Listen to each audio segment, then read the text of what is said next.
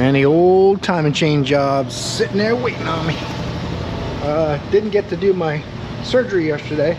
There was a fatal accident like a half a mile, a quarter of a mile from my house on the main road. And you guys have seen the traffic situation in Kissimmee. I've shown you a couple of times. It's absolutely brutal. If there's a bad accident like that, shut down. So my appointment was at 8 a.m. I left the house at 7 a.m. Had to go about 9 miles and called them about 8:30. Told them I was only gotten a mile from my house. So after only going a mile and about an hour and a half, we had to reschedule the appointment for next month. So then it took us about 2.5 hours to get home because I kept going further and further away from my house, trying to find ways up to the main arteries and come back, but every main road was blocked. Stop and go, bumper to bumper traffic going a mile an hour. Just because Poinciana Boulevard, which is the main road near my house, Poinciana Boulevard in Kissimmee, I think a lot of people, like maybe 75 million, live down in Poinciana and work in Orlando. So every morning they go up and every afternoon they come back. I'm not really sure, but it's been that way for years. The past 5-6 years has been the worst. They just keep adding developments and apartments and condos, and the roads are the same. So I don't know what their plan is. Apparently they don't have one. I missed my surgery. Thank God it wasn't an emergency type of thing. It's just a little bit of something they want to take off my ear to make sure it doesn't turn into something big. So in any event, enough about that.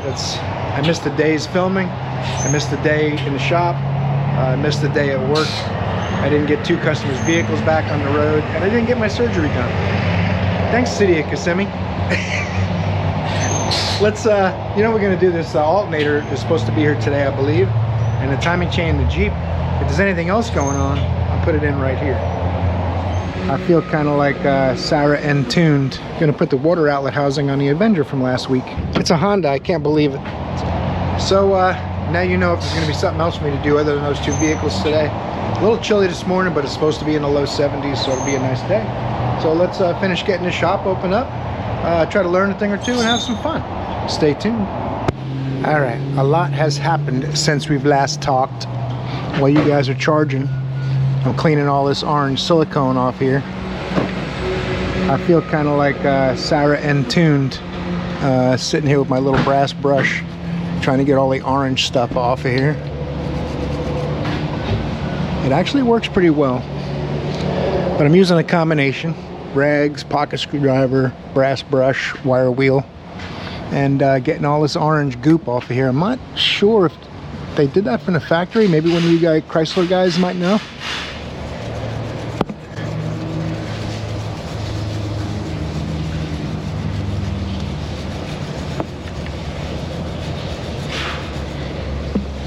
It works pretty well, the brass brush. It doesn't damage the surface and it cleans it pretty good. I'm gonna have to go over a brake clean, of course, and we'll do it a couple times.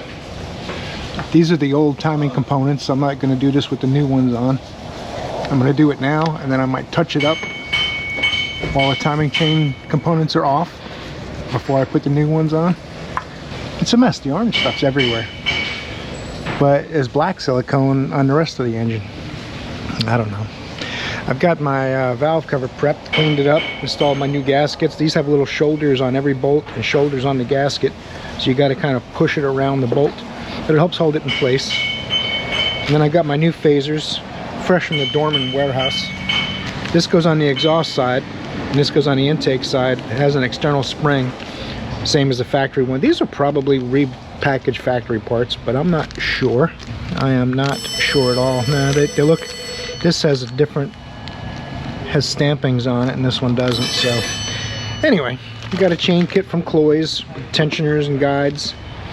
I got the timing cover all cleaned up. I got to put the seal in. I'll pop that in last, right before I put the silicone on the block to push it together. New tensioner. This thing will be like new in no time. But we got a broomstick in the spokes. But it's good work. Gonna put the water outlet housing on the Avenger from last week. She said I'll be back Thursday, and we weren't sure if she would, but here she is for the housing. It's hot, so I'm letting it cool off while I prep this stuff, and then we'll do that one in between. So we're gonna be busy. I don't think the alternator's coming for the Ram today though. and we're short-handed up front. We are doing what we got to do to make it work. This is the tool of choice for silicone in the threads, and I'll blow it off with a blowgun as well, just to make sure. The real final cleaning will be right before I'm ready to put everything back together. I'll go over everything, make sure none of the bolt holes have silicone in them and things like that, because if you have silicone packed in there and you tighten a bolt, believe it or not, it can cause a crack, because the silicone is only going to compress so much. It's like trying to compress a fluid. That's why bolt holes always have to be clear. If they're blind and they stop like this, you can't push a screwdriver through, then it's a blind hole. You definitely don't want fluids or anything in there. So we got a few things going on. We'll be back and forth, so be patient, and we'll see what we can do to make it work. Well, I got to take the phasers loose, take the tensioner off. I'm going to loosen the phasers before I remove the chain. The 14mm bolts holding them on. So we'll let the truck down and we'll do that real quick, show you what that looks like. All right, we got the required tools. We got a made in USA Craftsman, 1/16". It's probably more like 1/32", but I can't fit 1 inch over the cam, and 1/16" is the next size I have. And then I got my gear wrench 120 XP, and what socket is this? Sunex, I think. Sunex, 14mm. So all you do is put your long, these are pretty tight too, like 65 foot-pounds or so. I got to look it up. Sometimes they'll be, 18 foot-pounds plus 45 degrees or something like that, but let's see. That's it. Now I don't need to hold the cam anymore, and we can start taking the tensioner and chain off of there. But I think that Avenger might be cooled off enough for me to start on that one. She's waiting too, so that one only takes about 1.5 hours, 2 hours, with including filling the coolant, cycling the thermostat and the fan, making sure there's no air pockets before you send them down the road. So I think we'll start on that one next. Look at this son of a gun. You guys, you don't remember it. It was just last week. You guys all watch all my videos, so you saw it. 2013 Dodge Avenger with a tickety-tick-tick actuator, 106,861 miles, love rating of 5, and coolant leak. So I'm gonna take some of this air cleaner stuff out of the way. 8mm ambient air temp sensor, PCV, or this is actually a breather hose, and then whatever this contraption is, and that way I can just get in there a little easier. This looks like it's been changed. That's good. It's still hot, but not under as much pressure, so we'll be able to open her up, take a deep dive inside. I might take the whole air cleaner box out. I think it's a couple of 10s. Those are rubber push-on grommets down there, and that's a 10, so I can take the whole box out of my way and have lots of room to work. The last couple of ones I did of these, they're made in Sheena by the best kids they can find to do the work for them. It's not really funny. You see how this is offset? This is offset a little bit. The molds aren't perfect, and I've had to where I literally had to put a Phillips screwdriver in this last hole and pull the housing this way while I tighten the other bolts. Otherwise, I can't get that last bolt in. It's quality parts. That's what I'm saying. But I know they don't leak. I put them on a lot, and I've gotten them installed, and they don't leak. And I haven't had one come back leaking shortly after yet. I shouldn't have said that. Let's get to work. I'm gonna leave that hanging there with the electrical connector plugged in.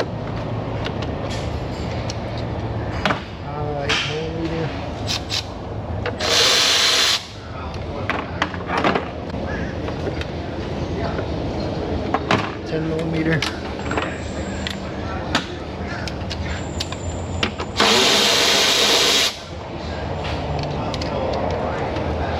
Tell you what, a lot of Chryslers and Jeeps. Joe's working on a Jeep too. You want to see? Customer doesn't change his oil. I've made a short about it. There's like a 1/4 inch of sludge on everything. And took out a cam and some followers. Honestly, it needs an engine, but put some cam and followers in it. It won't tick for a little while until the rest of the engine goes. Who knows if that'll be a month, a year, 2 years.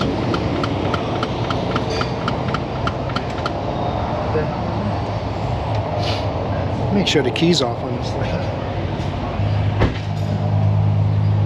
It's off. It's got ghosts. So some older lady just calls me and she wants to get a battery in her, you know, her key fob. Right. I'm like, well, we do have some here. I said, but you know, I don't know if it's the right one. I said, so just swing by and, you know, let me pop it apart and see if we have one. Right. She goes, oh, okay, well, my hair's a mess, so I'm gonna go wash that right now. And I'm like, all right, well, you go wash your hair and fix it all up and then come and see me. Maybe we'll go get some lunch or something, depending on how you do with that work. I'm gonna fuck her when she comes in. If we got the battery, I'm not gonna charge her. Yeah. And I'm gonna tell her, I'm like, it's because you did your hair so nice. Hair I can't. So nice. She'll love you forever. She'll be like, that Rob, he's so sweet. You stop it. He's so sweet, man. I think he loves me. She's like, your hair's looking pretty nappy. You wanna come over, I can fix it up for you at the house. You fix my hair, I'll fix yours, you know what I'm saying? I'm gonna pop these clamps off of here. That's a worm clamp, 3 squeeze clamps, and 3 10mm bolts. Like I said, these aren't hard. Just make sure there's no pressure in here. I don't think there will be. Take this cap off very carefully with my face away from it.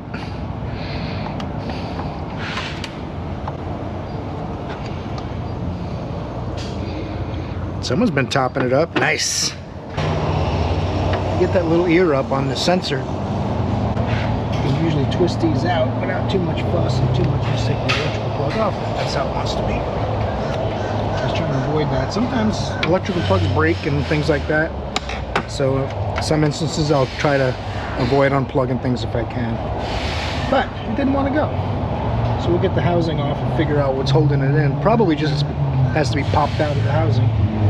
If you break that little sensor, you got to buy a coolant sensor. So we don't want to do that. These little Blue Point hose clamp pliers are just someone else's rebranded. They work okay, but my double hinged long ones got more leverage, a lot easier to work with.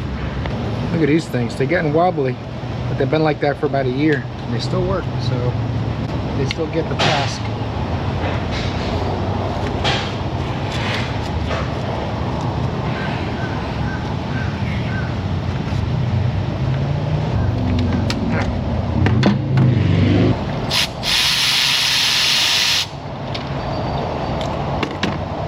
Try to go anywhere.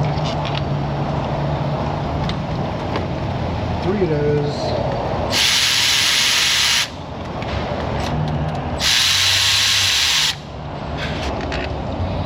Got a drip pan under here, so most of it will go in it. Some of it will find its own path, and that's nothing you can do about it. You want the coolant to be happy wherever it decides to go. Of course, we're going to have to rinse everything down with the garden hose and make sure there's no coolant that's going to look like a leak. And this is also got an O-ring and a tube that goes behind the motor. The tube comes out into this housing. Goes right here. Comes with a new O-ring for it and an O-ring for the sensor.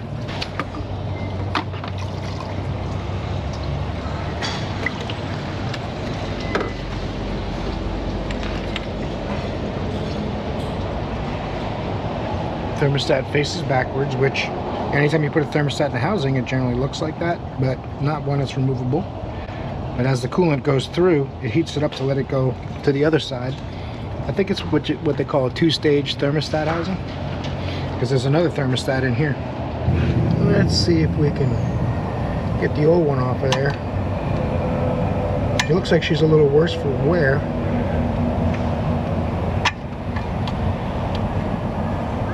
Looks like someone put silicone on it last time instead of changing it, but I was hoping to do it with this tool. I might have to go get a pick or a pocket screwdriver. It's giving me a hard time. We should be able to do what we gotta do here.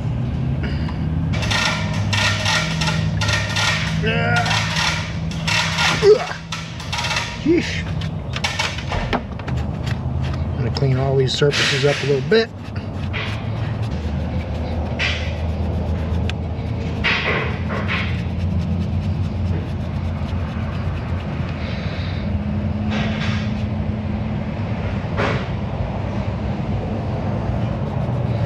Again, no Scotch lock pads, guys. some people, is almost every time they do a repair, they got a Scotch lock pad going. Those things are only good on certain situations with like a cast iron surface or something that's pretty durable, like a rotor hub or something like that. Not on aluminum engine parts especially. A little fresh, clean coolant on that O-ring. Got my thermostat in there facing the correct way. There's a little notch on the gasket down on the housing. This is on that second port. Should be good. I gotta switch the sensor over, but we can do that afterwards. See if I can get all 3 bolts started without too much fuss.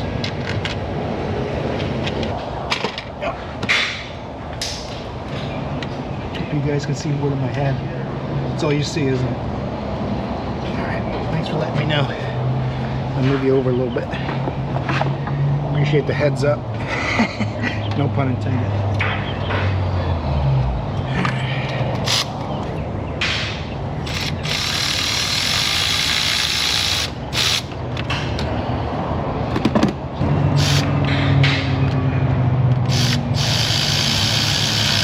Then when I tighten it, so you have them all in. Now if I can't get this one to start. Alright. Nope. It's doing the same thing as the other ones. So now I get a Phillips, put it in there, pull the housing, and tighten the other 2 bolts.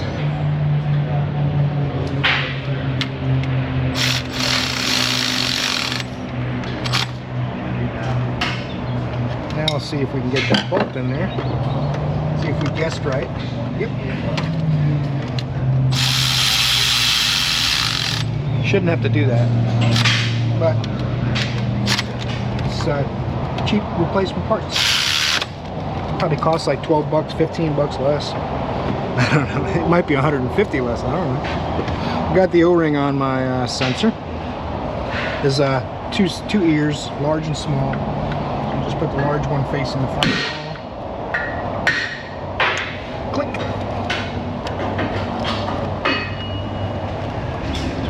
It's gonna be done in no time. 2 heater hoses on.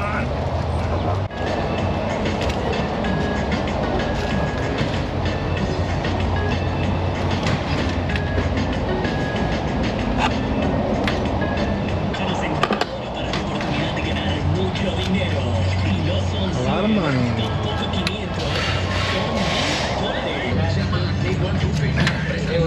Heater hoses are done.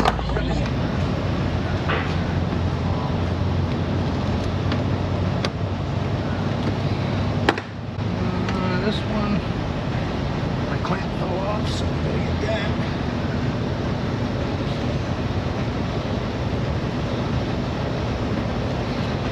That's an 8mm and 5/16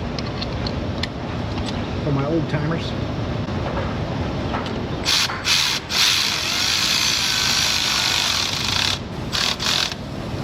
Now that was over tightened before, so I have no choice but to over tighten it slightly because it'll leak otherwise. It's already been compressed that amount. I have to feel tension on the clamp, make sure the hose won't turn. So usually once it stops turning, you just go a little bit more and it'll be good. You don't have to do this, but someone already did. So put this air box in, some coolant in there, be like a brand new Dodge Avenger.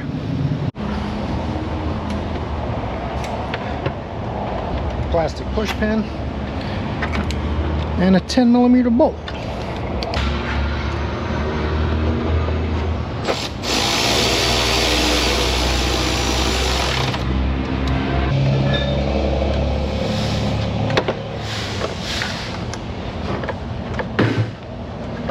This lines up with the notch. Squeeze the clamp a bit.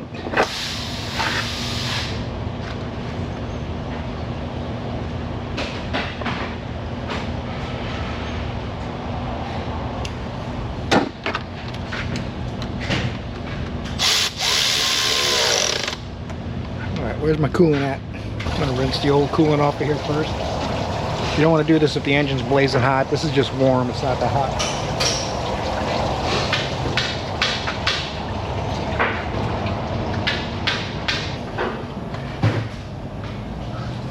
always like to check the oil when I do a repair, just in case. I got the vacuum fill on this. Haven't had a problem with these, but just to expedite the process because they're waiting. I know it's way less likely to have an air pocket. If you have an air pocket, the fan will come on and blow cool air, and then the fan will come on high, woo, and the temperature will start going up. You got to shut it off, let it cool a minute, then you can top the coolant up, and most of the time that takes care of the air pocket. But it adds time, and it's really not the right way to do it. Some vehicles you can get away with it, some you can't. Customers waiting, let's not try. I'm going to shut off the coolant flow. This will collapse the hose when it pulls all the atmosphere out.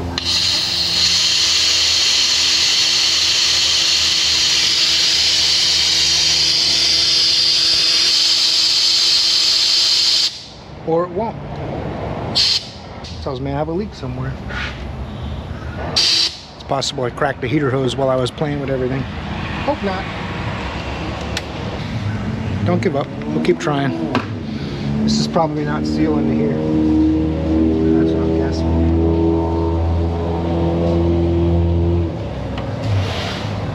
Let's try it some more. That's what I get. I'm gonna have to find that. Put some water in it and see maybe something happened with the new housing. Alright. It's leaking from the housing. So either the thermostat moved or something's wrong with it. Quick, easy job. Now, let's try it again. That's what I was afraid of. Because of the fact that I had to pry it over this way to get the bolt started, it rolled the gasket for the thermostat. It's sticking out of the housing. So we'll have to take it apart, get another gasket, and try again. If the housing fit, I wouldn't have had to do that. It probably wouldn't have happened. Oh well. Man, it's a resilient little guy, but it didn't tear it. I'm afraid to put it back though, because it mushed it pretty good. Let me go get another one. We should have them in stock. The cool thing is, now that everything's new, you don't have to disconnect any of the hoses. I just took the 3 bolts out, pulled it back with the hoses connected. So, I'm gonna be a little more careful trying to line up the holes. Maybe they'll line up now that I had it tight. I'm going to finish putting this together, and we'll see if it'll hold a vacuum when we come back. Now this time, instead of putting the air filter back in, I'm going to try it. Oh, that's what we want to see.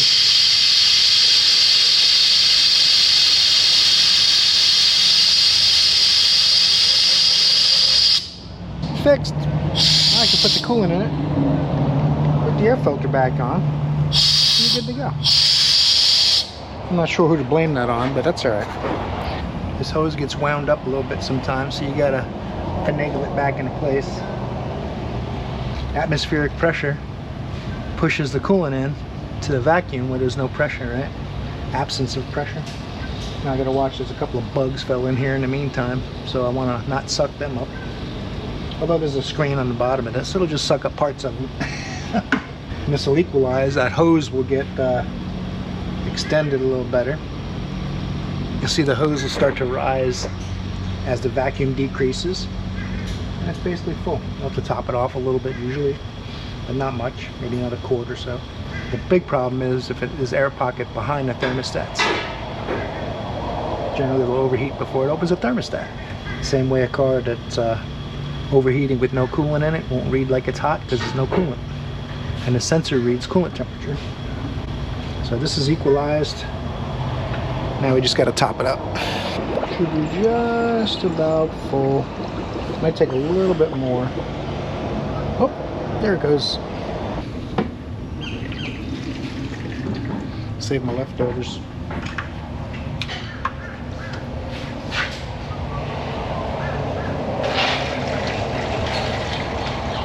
This is why my hose always has a curly memory.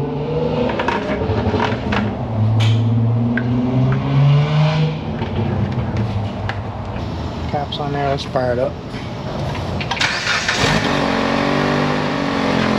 Got some exhaust leaks and the top rattles up there. That's all from the exhaust. Okay. So I'm gonna let it run. Make sure the fan comes on and blows warm air. Make sure the heater core blows warm air. Quick road test and this car's done. Get back on that timing chain job.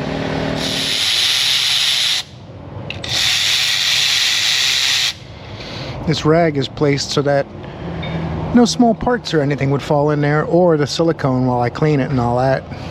You don't want either of those down there in the oil pan.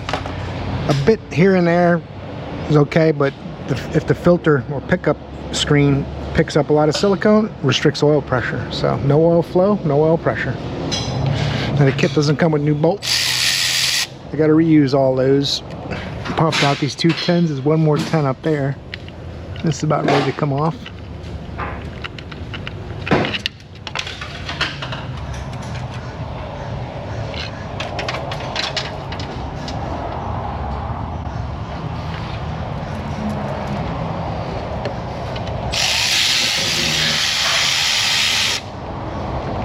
Pointed side to the top, right? These should come off of here, and there should be a pin on the cam, a dowel.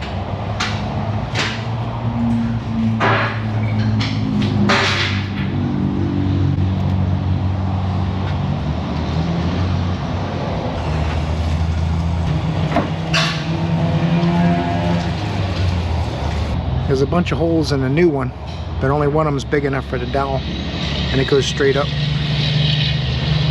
This line is at about 3 o'clock on this cam, and it's at 9 o'clock on the other cam.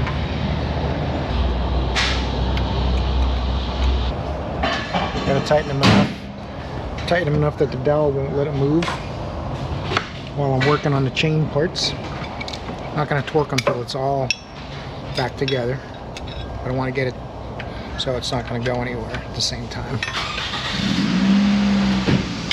All right, you.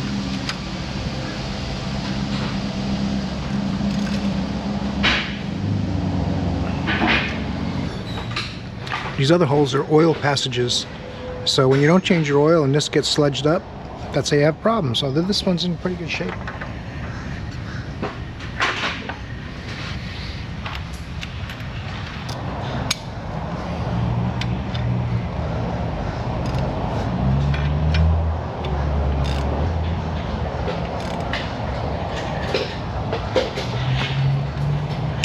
Those are just snug, they're not torqued yet. I'm going to loosely install this guide, then put the chain up.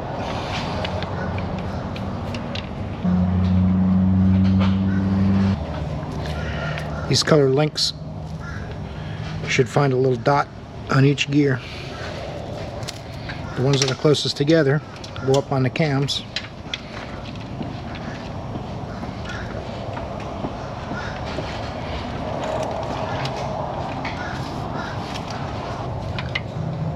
This one appears to be off a tooth.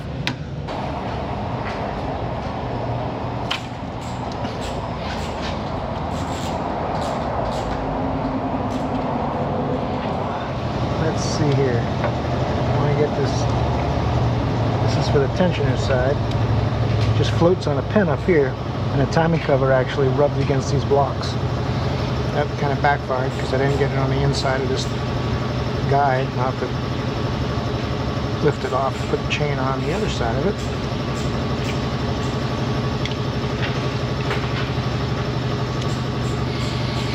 Gotta get this on the crank before I tighten either of those.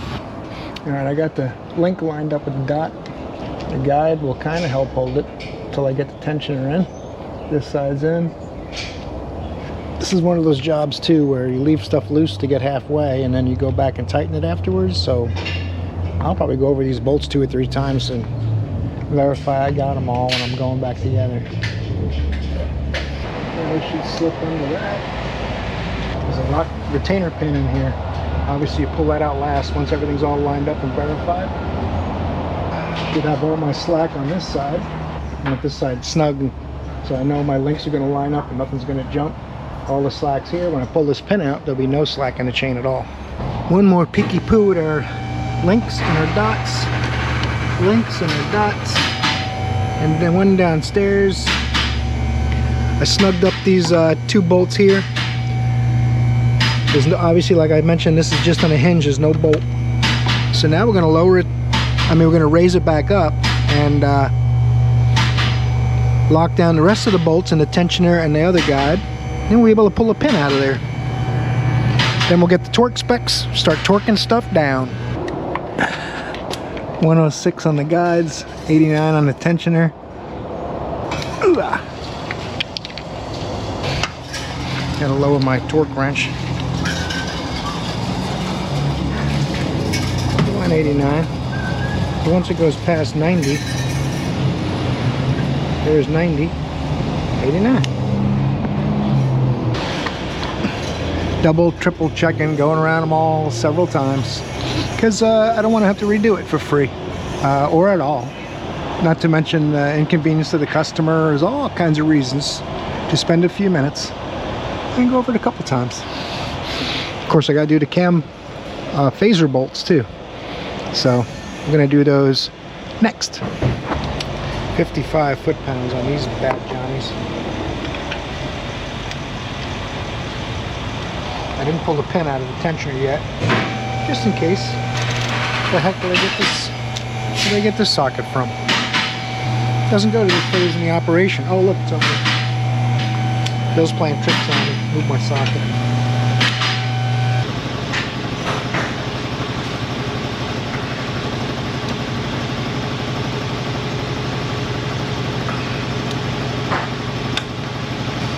Double check my torques a couple times, double check my marks a few times, pull this little tensioner pin out, bunk, hear that nice firm click.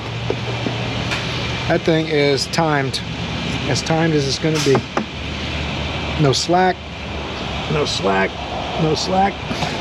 All right, none of my marks moved, nothing happened with that. Good to go. I'm going to start, I got my rag in the pan down there. Everything's all cleaned up. I'm going to clean it one more time. Rag with some brake clean. Let the brake clean evaporate. And we'll start applying silicone. I'll do the top half. I'll raise it up. Do the silicone on the bottom half. Pop the cover on. Got to be silicone on the oil pan rail too. Then we'll put the cover on. Get that torque down. Give that silicone a few minutes to set up. And we'll pour some clean oil on here with the drain plug out of the pan. I'll run clean oil down in the timing cover once it's on, so that it'll, any kind of fragments that might have fell in there will hopefully run out with the oil. That's the theory. I'll just use whatever oil we have around that's inexpensive and put about a quart down there, run it into a drain pan.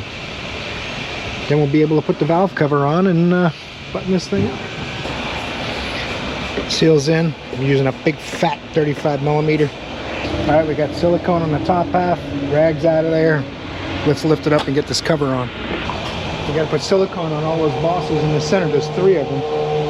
We got to put the RTV on those too. Silicone, RTV, thread sealant, whatever you like to call it.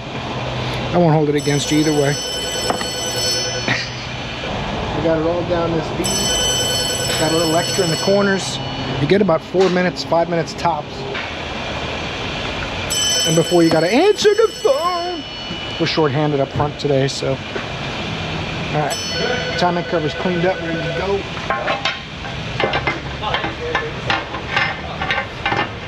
can't be that hard to get it back in.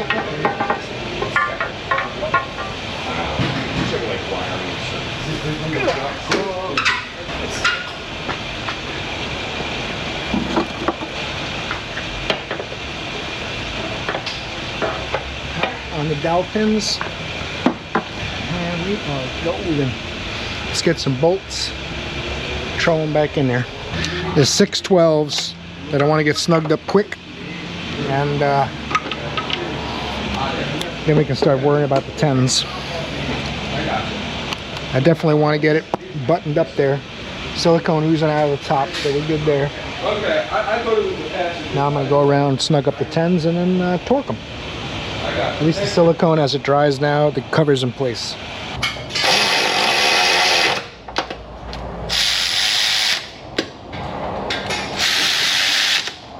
Oil pan bolts. You don't want to put those in until it's against the block. In case there's RTV in there, I'll stick the bolt in, pull it out, get some of the RTV out of there. Same thing on this one. Not much in there. I was pretty careful not to get a ton of it in the threads, but sometimes it happens, especially when you're squishing it in place.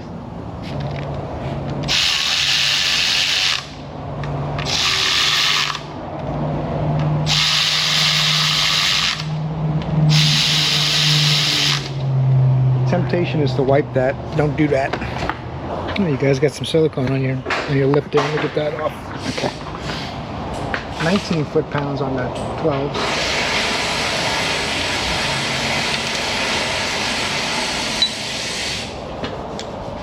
I'm gonna have to get the rest of them from the top, but I'll do the 10s while I'm down here.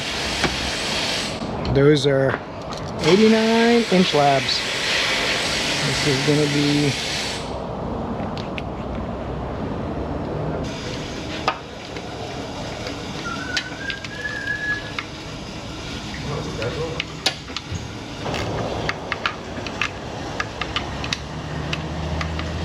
now I can put that bracket on too for the AC compressor. That's going to be some 13s. That's why it looks like there's a bolt missing. I was like, where the heck's that bolt going? Can't find it. Goes to this here bracket. Silly. I can't get it without an extension. Son of a gun of a. I got an extension right here. It might be overkill. Give it a go.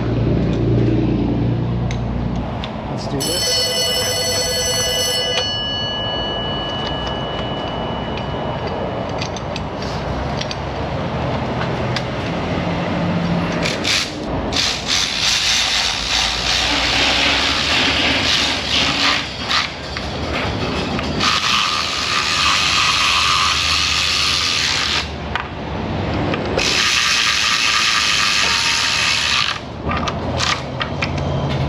You gotta give me that back.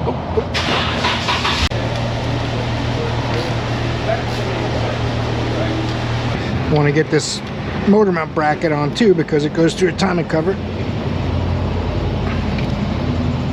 At least to the point where the silicone's setting up, but I want it snug down pretty good. I don't want it to harden completely before I tighten it. The silicone goes on that area just to make sure oil doesn't weep out of the bolt hole. We've got a few more things to do, but I think I'm at the point where put the crank pulley in. I can pour some oil down there with the drain plug out. This does two things: pre-lubricate the chain and also flush the crankcases. Mostly pre-lubricates the chain.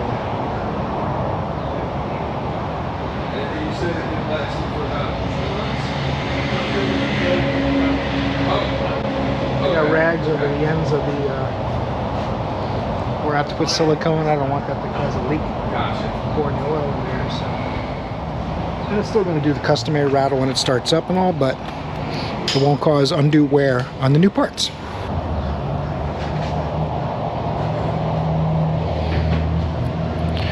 Just a dab will do you.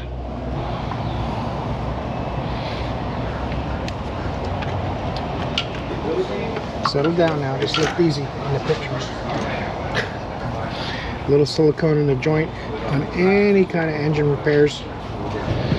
This is 89 inch-pounds as well. Let me get this snug down.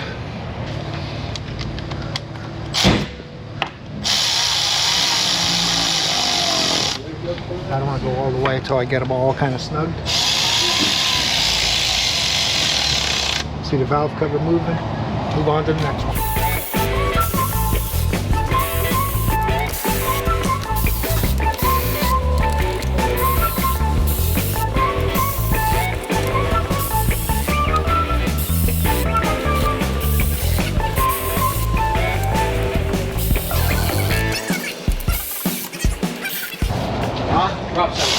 Oh, we did? Because how we peeled out in that Lexus. Bailed out of here like a, I think you get chased by the cops or something. Cut off the guy coming down.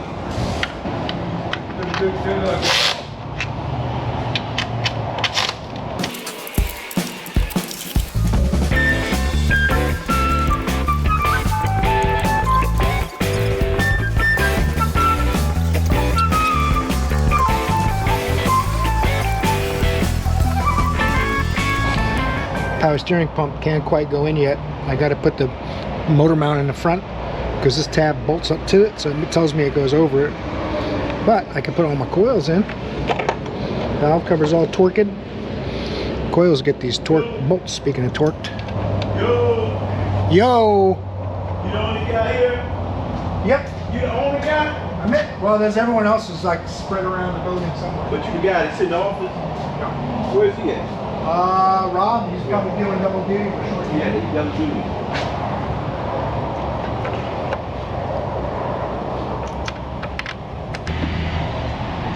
Yeah. Will you get a second? All Alright. Okay, 2 seconds. Alright. 2 seconds coming your way. Once I tighten these coils, so I don't have to remember it. Alright. You see anything odd when you took it apart? Just a jump timing chain. It is not. Looked like it was. Could have moved when I took the chain off. I figured it had been in that cam phase. And we'll find out shortly. I jacked the motor up on a jack stand. Actually, technically I let the lift down. I didn't jack the motor up. I lied. I apologize. I set the car down on the lift with a jack stand under the steel oil pan. Very gently, just to raise the motor up about an inch. It only drops about an inch, inch and a half. So now that I've got these bolts all started, I can start the frame ones. We're running out of bolts. Oh, oh, oh! Dang it! Gravity check! Yeah, it's a shame they sent Kyle home early because he did a burnout with a customer's car because he was angry. Kind of a shame. Seems like a nice guy, but Rob sent him home. Hope he sorts all that stuff out. I need to find me my 3/8 so I can tighten these bolts up. I've got it pretty level, so I can probably tighten them all up, but I'll pay a lot of attention. Make sure the motor isn't trying to torque because I don't want to force it down in the oil pan when I tighten them, right? So I think we'll be all right though.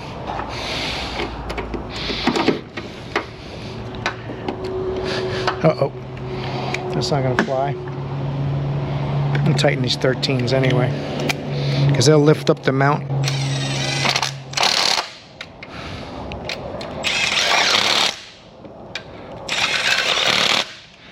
Alright, now I can do the 16s or whatever these are. Yeah, 16 with an extension for the back one.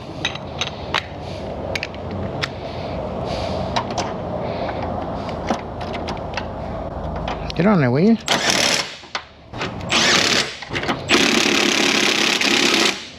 Yeah, we're not far away now. Get that power steering pump mounted. Get the belt on it. Be firing this thing up in no time once we top off all the fluids. Of course, we got a coil's going to need a wiring. That's a technicality. Don't worry about it. I got it.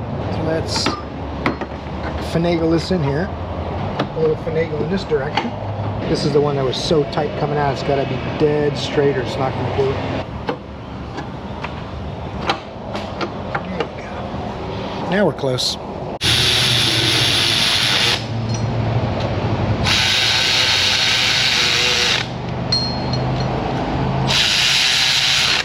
And one more on the bracket.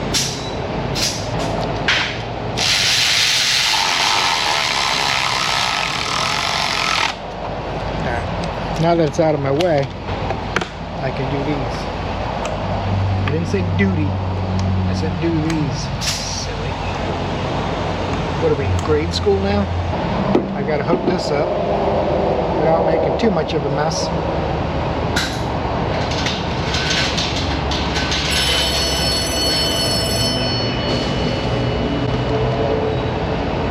Uh-oh, that didn't work. Well, I try not to make a mess. What are you gonna do? Sometimes messes find a way, no matter how careful you try to be.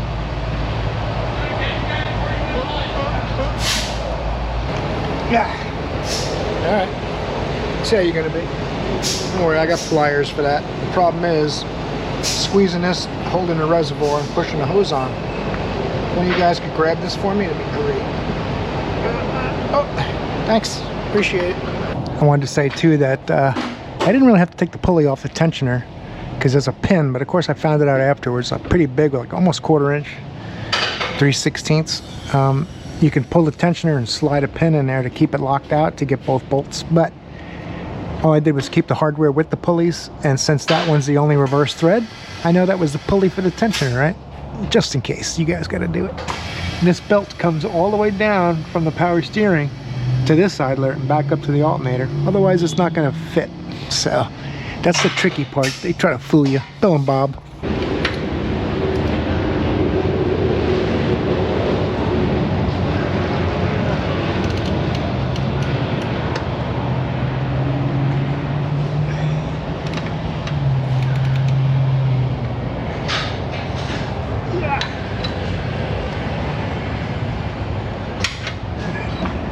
get some oil in this thing. See if we can fire her up. A little bit of 520 dinosaur blood. I don't know what the capacity is. The oil change isn't on the paperwork. But I'm doing it either way, so I'll put 4 quarts in and see where it's at. My lady won't let me put my uniforms in the wash. That's about it. Yeah, she says it makes it smell funny. Like gas. If you guys want help, just let me know. Oh, we're good, Jimmy. You got it? Alright, good, man. Interrupt your gravy. You guys need to exercise a lot more than me. Nope, needs more.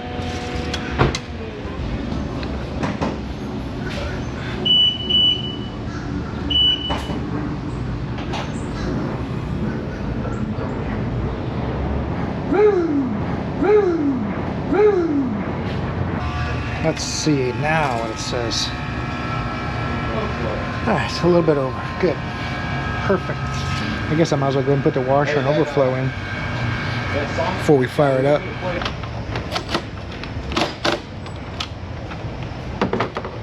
Pull these hoses apart differently just for this purpose. We'll have to remember which one goes front, which one goes back, just in case it matters. All over the place. This one clips in.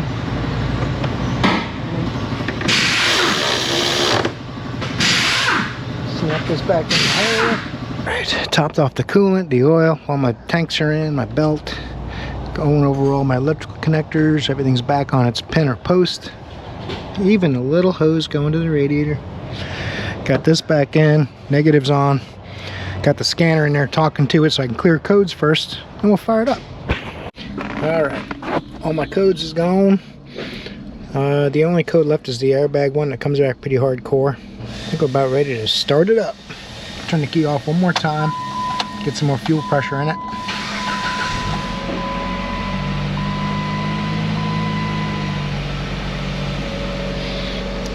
Sounds easy. Let's bring up some cam timing specs and we'll take a look and see what they look like compared to before. We had 13 degrees and 9 degrees on the 2 cams. So we'll bring up cam timing data stream and we'll show you that. Cam crank relearn in progress.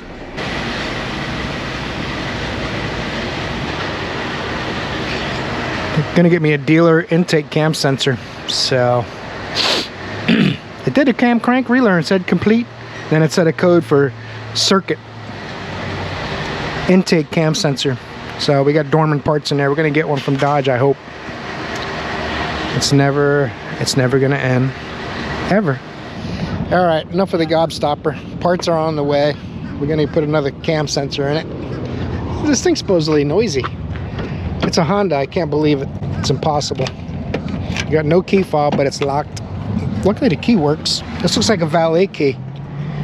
Woo-wee, skunks have been going at it in here. Is this the right one? I don't know. The steering wheel's loaded.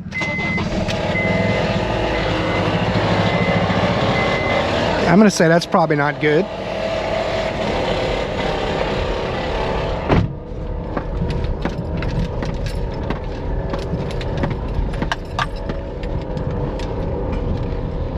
Let's I'm not gonna put it on the lift because it'd be harder to get at things.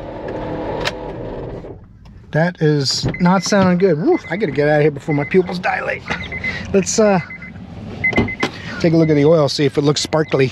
I don't see any metal in the oil. It's probably just the chain tension, the belt tensioner. But you know, we gotta be sure. Yeah, the oil is nice. I don't see anything. Whoa, whoa, whoa! Easy now. Hood's trying to get me. I didn't put the hood prop in the right place so it doesn't smack me in the forehead. You know, I got a big forehead. I got to protect it the best I can. All right, something going on with the. This has a chain tensioner, I believe, not a belt. That's interesting. Let's start it up and listen under the hood. Set it from the driver's seat.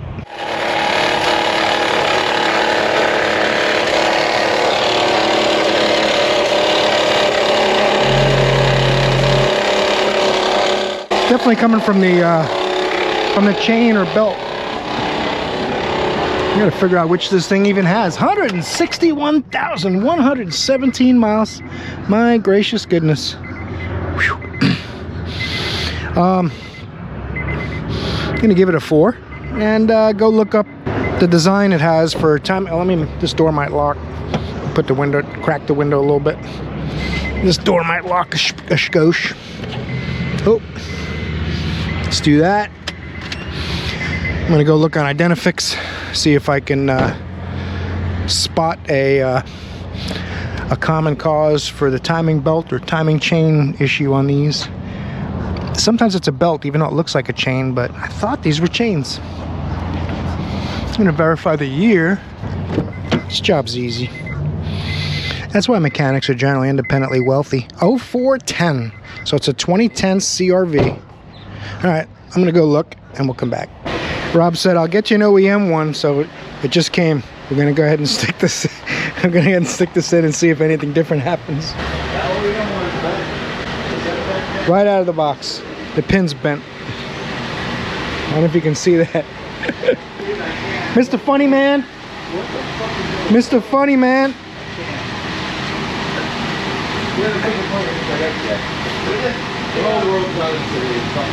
There it is.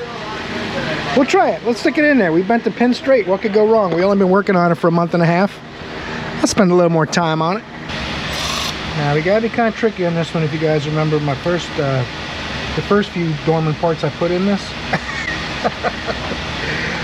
You gotta sneak it through the hole, hold it with a magnet, get your magnet out of the way.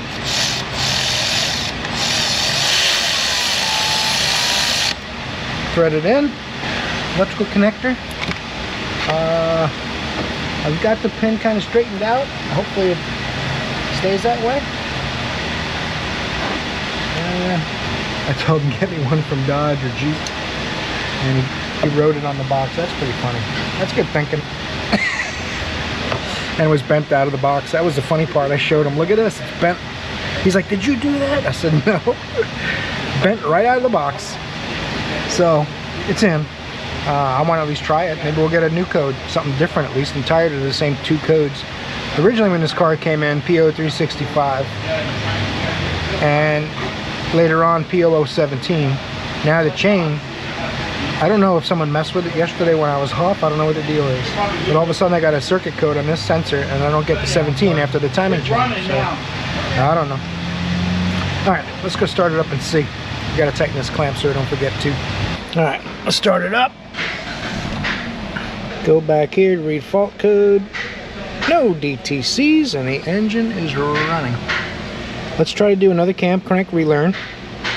This will be the 4th time, and it does it actually. It says turn it off. You gotta turn it off, buddy. Turn the key on. Okay, then it'll say the engine must be running. Start the engine. Okay. Oh, it cooled off while I was waiting on the OEM door last part. Once it gets up over a quarter on a temp gauge or so, it'll let me do it. Boom. Cam and crank learn complete. Do-do-do, let's go into data, see how our cam and crank difference look. Should be within a couple of degrees. Exhaust cam crank difference, intake cam crank difference. Ta-da! That's what we want to see. And we got no stability light, no check engine light. This thing's fixed. The door last part worked because he wrote OEM on the box and I just bent the pin back. It's perfect.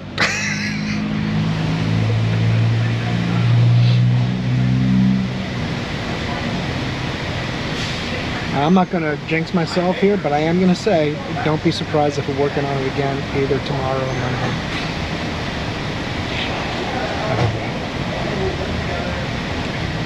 I'm going to check this thing over for leaks. It's been running a little while, get it nice and warm. Take it for a little drive. I'm gonna sprinkle holy water on it like this. Be gone, demons.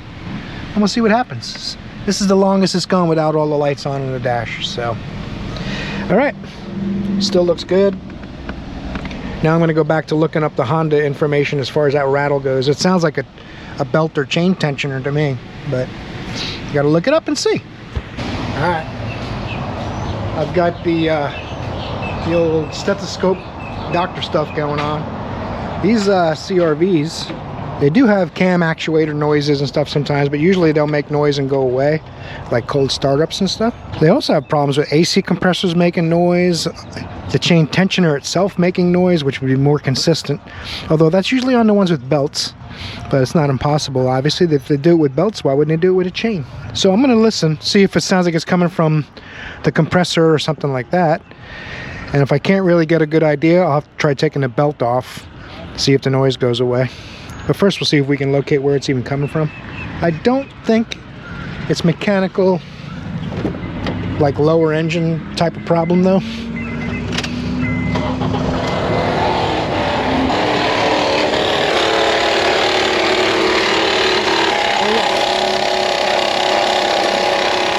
You see the compressor down there? Trying to lock up.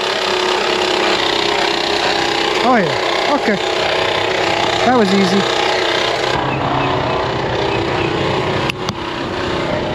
Let's see here. The AC is not on though. It's coming from the AC compressor. You see the, when I was looking down at that pulley, I'll try to crop it in. You see the pulley's going rah, rah, rah. But the air's not on. It's kind of strange. Let's make sure it's not on. And none of the buttons light up. Auxiliary, that's for the radio to hook to your phone instead of the AM, FM, etc. None of the AC panel lights are on. That's kind of strange. Anyway, loud and clear noise from the compressor. So I'm going to lock it up for tonight, and we're going to finish this video here today. It's closing time. Everyone's pulling cars around and pulling doors down and stuff. So appreciate you watching today's video. Another one of those days. It was a little bit touch and go there for a second, but we got it sorted out. That Jeep's finally fixed. Pretty confident about that. I wanted OEM parts. It was pretty funny that he wrote OEM on the box, but it worked. So I don't know where the pin being bent came from. If someone was horsing around with it yesterday while I was off. They mentioned that they checked to make sure the reluctor wheel wasn't moved on the cams and stuff. So I'm not really sure, but one thing I know, it's fixed. So we'll see if something more is going to happen with this CRV. And maybe we'll get our alternator for our Dodge Ram tomorrow and get that thing done. It's been here since Thursday, late Thursday we got that truck. So it's been a week today. So the extended warranty took 5 days of the 6 business days so far. So anyway, torque the like button on your way out if you got something from today's video. Even if you enjoyed watching me stress a little bit. We got everything figured out. Maybe you'll subscribe because of that. I appreciate it either way. Thanks for your time. I hope I see you in the next one, because you're awesome.